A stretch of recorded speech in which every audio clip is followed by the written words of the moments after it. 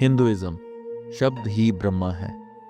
Sikhism जो बोलिया बोल तैसा पावे फल। Christianity in the beginning was the word and the word was with God. पिछले करोड़ों सालों से सभी धर्मों ने शब्दों को एक खास अहमियत दी है।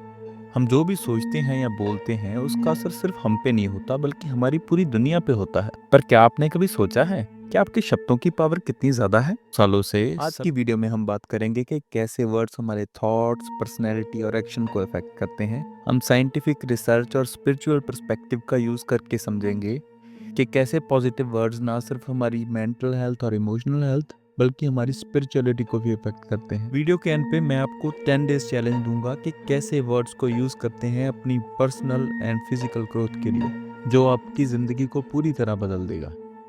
वीडियो के वर्ड्स सिर्फ हमारे माइंड को ट्रिगर नहीं करते बल्कि उनकी अपनी एक फ्रीक्वेंसी होती है जो हमारे आसपास की एनर्जी को भी इम्पैक्ट करती है। पॉजिटिव वर्ड जैसे love, gratitude and happiness high frequency पे वाइब्रेट करते हैं और हमारे मूड और हेल्थ को अपलिफ्ट करते हैं। नेगेटिव वर्ड जैसे hate, anger and failure low frequency पे होते हैं जो स्ट्रेस और नेगेटिव एनर्जी को क्रिएट करते हैं। फॉर एग्जाम्पल, सोचिए जब आप किसी को बोलते हो तुम बहुत यूजलेस हो, इसका इफेक्ट सिर्फ सुनने वाले पर नहीं आपके खुद के मूड और एनर्जी पे भी होता है।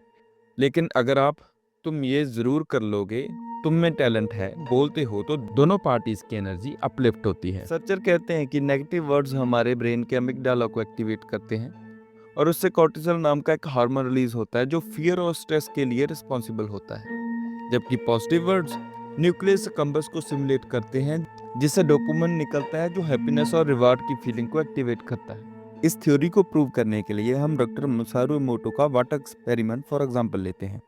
डॉक्टर मसारू इमोटो ने वाटर क्रिस्टल को अलग अलग वर्ड जैसे लव, ग्रेटिट्यूड के एक्सपोजर में रखा। पॉजिटिव वर्ड के साथ क्रिस्टल ब्यूटीफुल और सिमेट्रिक बने, हालांकि नेगेटिव वर्ड जैसे हेट, एंगर से क्रिस्टल का स्ट्रक्चर टूट गया और वो कायोटिक हो गए। ये दिखाता है कि वर्ड्स फिजिकल दुनिया को भी इन्फ्लुएंस करते हैं। तो सोचो दिमाग पे इसका क्या असर होता होगा। और ह्यूमन बॉडी जिसमें 60% से भी ज्यादा पानी है उस पे इसका इफेक्ट काफी एविडेंट। अगर हमें जानना है कि किस तरह हमारे थॉट्स हमारी पर्सनैलिटी को चेंज करते हैं तो उसके लिए हमें जानना पड़ेगा न्यूरोप्लास्टिसिटी के बारे में। न्यूरोप्लास्टिसिटी का मतलब है दिमाग की एबिलिटी अपने आप को अडॉप्ट करने की। जब हम नए एक्सपीरियंस, सोच या बिहेवियर को अडॉप्ट करते हैं तो हमारा दिमाग नए न्यूरल पाथवे बनाता है। ये प्रोसेस हमेशा चलता रहता है। जो शब्द हम दिन भर बोलते हैं वो हमारे दिमाग को शेप करते हैं। अगर हम अपने आप से नेगेटिव बातें करते हैं जैसे मैं कभी सक्सेस नहीं हो सकता, तो हम अपने न्यूरल पाथवेज को उन्हीं नेगेटिव पैटर्न में लॉक कर देते हैं। अगर हम पॉजिटिव एफर्मेशन जैसे मैं हर दिन बेहतर हो रहा हूँ यूज करते हैं तो हम अपने दिमाग को ग्रोथ और सक्सेस के लिए रीवर करते हैं। जो शब्द हम दिन भर बोलते हैं के लिए हम बारबरा फ्रेडरिक्सन की एक थ्योरी जिसका नाम ब्रॉडन एंड बिल्ड है उसको लेते हैं। इस थ्योरी के अकॉर्डिंग हमारे पॉजिटिव इमोशंस हमारी कॉग्निटिव स्किल्स को अपग्रेड करते हैं। हर रोज पॉजिटिव बोलने से आप अपने न्यूरल पाथवेज को मैनिपुलेट कर सकते हो।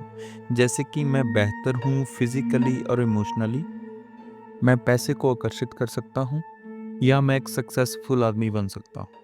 ये सब कहने से आप अपने न्यूरल पाथवेज को एक बेटर सिग्नल भेज सकते हो और लाइफ में अच्छे से सक्सेस को हासिल कर सकते हो। साइंस के साथ साथ वर्ड का एक स्पिरिचुअल कनेक्शन भी होता है। हर एक रिलीजन और स्पिरिचुअल प्रैक्टिस में वर्ड का एक इम्पॉर्टेंट रोल होता है। गॉड के साथ हमारे कनेक्शन को हमारे वर्ड ही शेप करते हैं। जब हम प्रेयर करते हैं या मेडिटेशन में होते हैं हमारे वर्ड्स हमारे इमोशन को एनर्जी डायरेक्ट करते हैं। हिंदुइज्म में मंत्रा का यूज एक एग्जाम्पल है। जब हम मंत्रा जैसे ओम या गायत्री मंत्रा को रिपीट करते हैं तो ये हमारे माइंड को काम करते हैं और हमारी एनर्जी को हायर फ्रीक्वेंसी तक ले जाते हैं।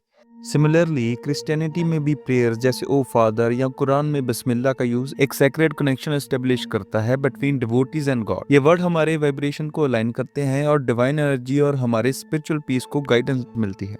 साइंस के साथ इसको जानने के लिए डॉक्टर श्याम सुंदर ने Jayadeva institute of cardiovascular science and research in Bangalore, India में एक स्टडी की जिसमें उन्होंने जाना कि ओम के उच्चारण से 432 हर्ट्ज की एक फ्रीक्वेंसी निकलती है जो माइंड को काम और रिलैक्स करती है। ओम के बारे में बात करते हुए ओशो लिखते हैं कि ओम एक ऐसा साउंड है जो यूनिवर्स की सबसे शुरुआती और फंडामेंटल वाइब्रेशन को रिप्रेजेंट करता है। ओशो कहते हैं कि ये वाइब्रेशन सिर्फ एक साउंड नहीं बल्कि एक्सपीरियंस है जो कॉस्मिक एनर्जी और डिवाइन कॉन्शियसनेस को कनेक्ट करती है। जब हम ओम चैंट करते हैं तो एक वाइब्रेशनल एनर्जी क्रिएट होती है जो सिर्फ हमारे शरीर के सेल तक नहीं बल्कि हमारे कॉन्शियसनेस के घेरे को भी स्थिर रखती सकती है। आप ओशो की इन टीचिंग्स को उनकी किताब the book of secret and the heart sutra में पढ़ सकते हैं।